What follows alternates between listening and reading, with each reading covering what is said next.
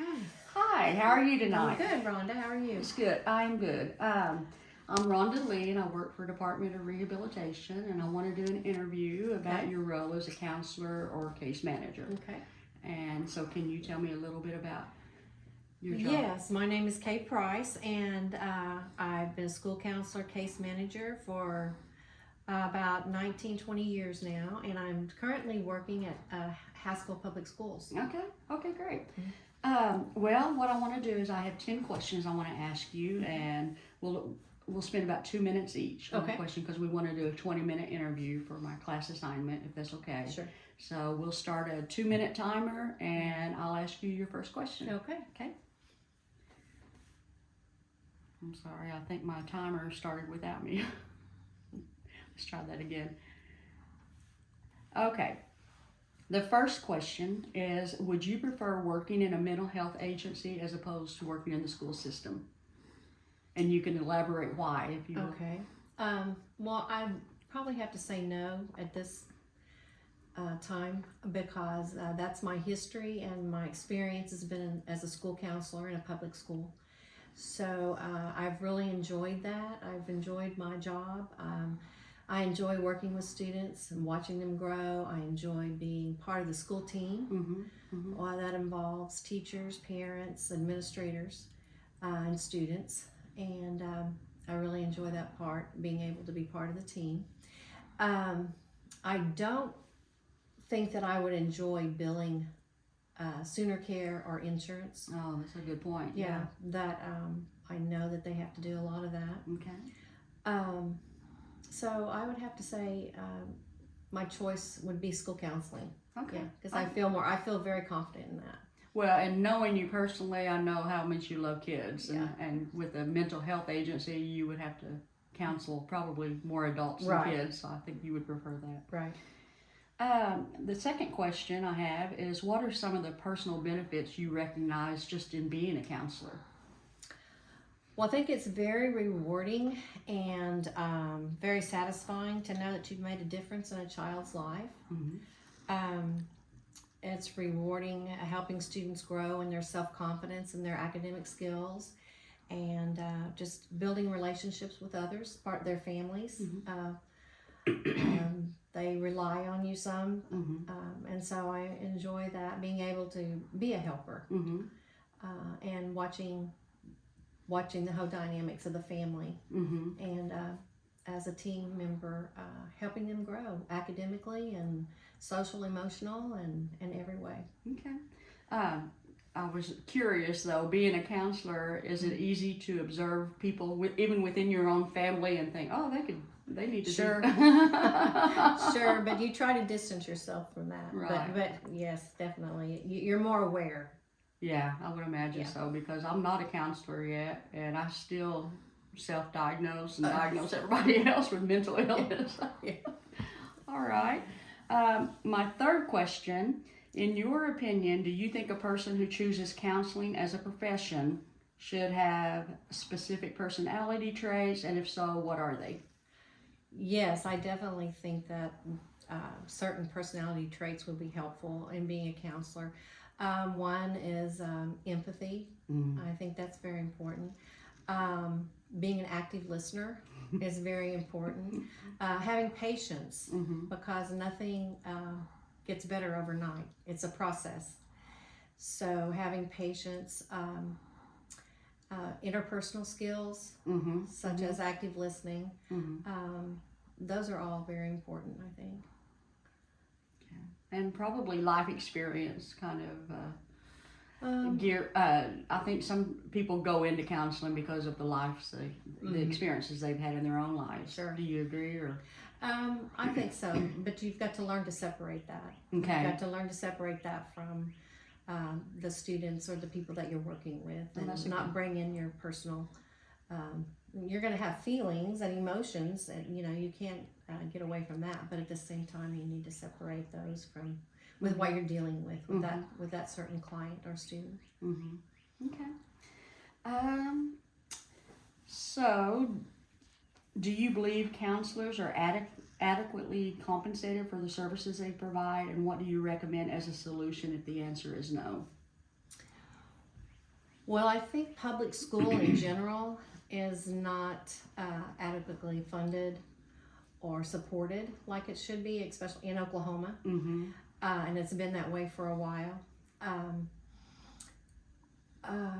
I think that the more people understand and realize how important mental health is, that will get better, hopefully. I think it has made some gains in the last 10 years or so, but we're still not where we should be.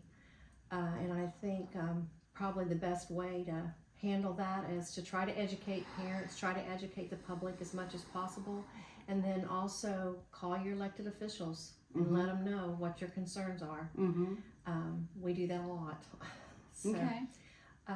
Concerning salaries, do you ever call them? yes, Okay. definitely. Okay. And so what's their typical response for that? It's usually a politician's response. Yeah.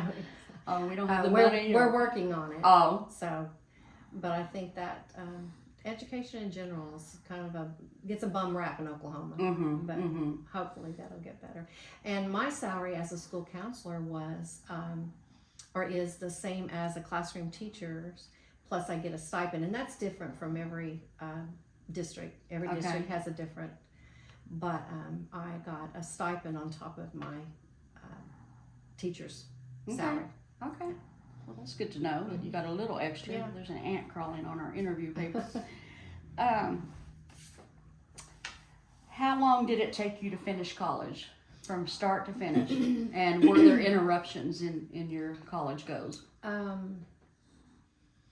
Yes, I started off slow because my children were young. And so I started taking just a few hours at a time.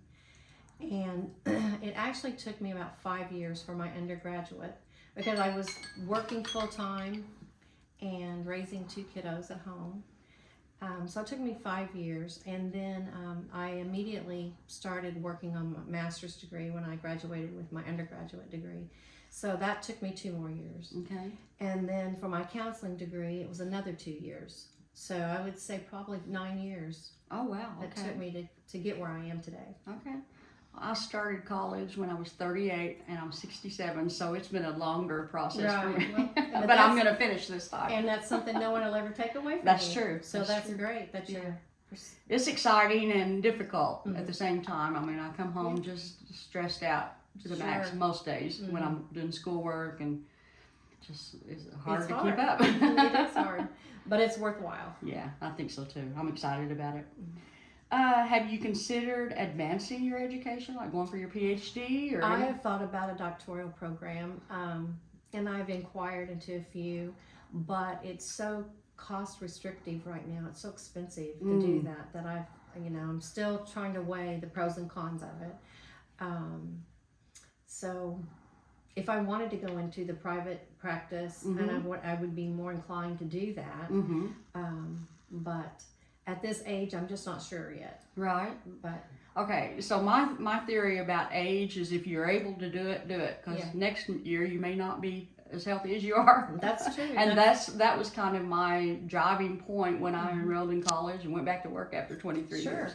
And that's a good point. Yeah. It really is. And it's been fun to watch the just the way people have responded, because I bet I know 5 or 6 people who have enrolled in college because they're thinking, if Rhonda can do it at her age, I can do it at 40.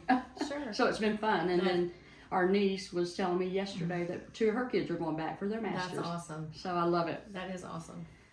Okay. I think we're moving a little faster than I would like, but we can go back over some of this. Okay.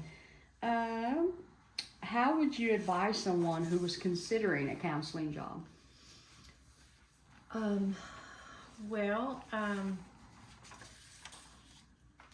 would have to let them know the importance part that counselors play in someone's life. Counselors help build positive school environments. They try to provide a safe place for students to feel comfortable and to feel loved and to feel adequate. And so that's a big part of it. I would also tell them that they are helpers with social skills with students, their peer relationships. All of it ties into it. But I would also stress that self-regulation is very important being a counselor, and self-care is very important. Can you explain the self-regulation a little bit more, Carol? Well, sometimes, you mentioned emotions earlier, or experiences that you might have had in your life. Sometimes it gets difficult because you've been through some of those, or you've known a loved one that has been, and so you have to stop and ask yourself, okay, do I need to refer this student, or am I going to be able to still work with them and be effective? So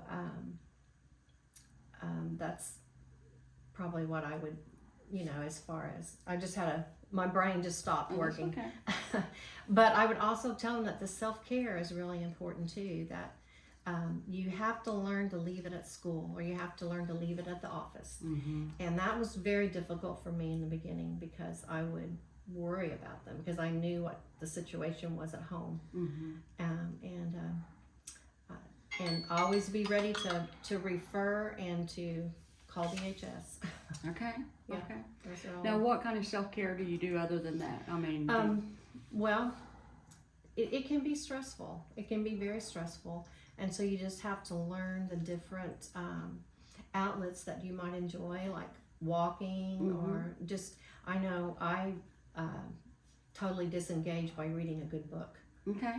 And just doing. I think that's meditative. Yes. Actually.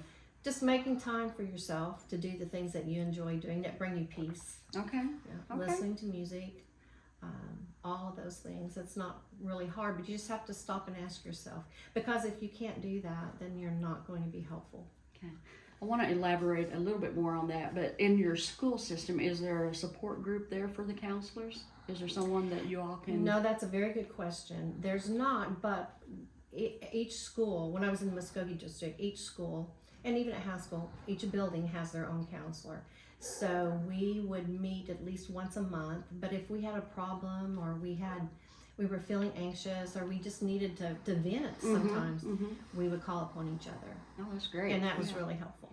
Yeah. Okay. Is there a way that you could get that enacted in the Haskell schools? I mean, Well, if you needed it. We've only got one elementary, one middle school, and one high school. Okay. So, but and do you counsel all those grades, or just no, the elementary? Just the elementary Okay. for now. Yeah. Okay.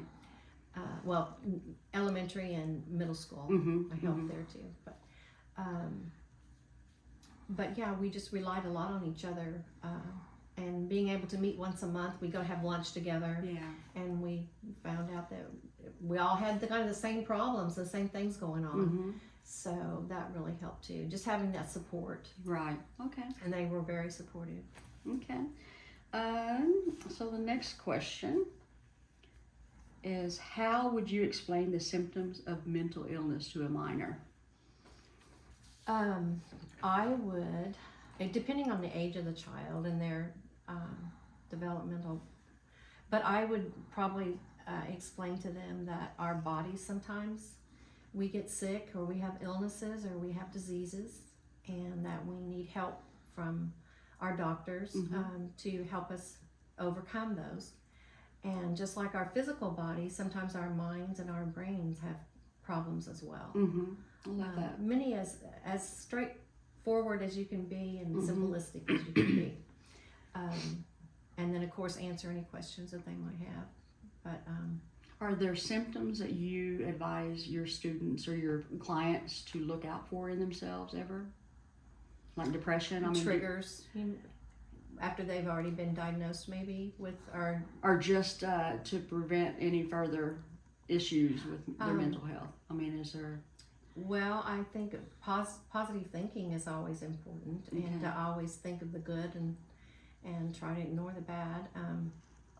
As far as their actions, is that what you mean? Well, like if someone became suicidal, I mean, are they educated about what to look for before coming to see a counselor? I mean, how do you...